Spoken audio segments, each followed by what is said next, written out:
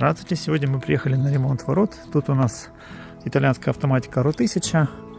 Очень хороший старый мотор, но не работает. В чем поломка? Если мы подаем на него напряжение, мотор гудит, лампочка мигает.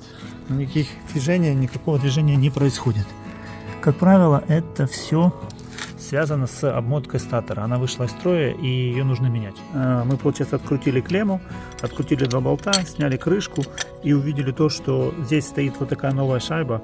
Эта шайба вот рассыпалась на мелкие кусочки. Один из кусочков попал в обмотку между статором и ротором и дал вот это вот замыкание, которое мы слышали. Все собрали в обратной последовательности, прикрутили два болта, вставили клемму и теперь проверяем.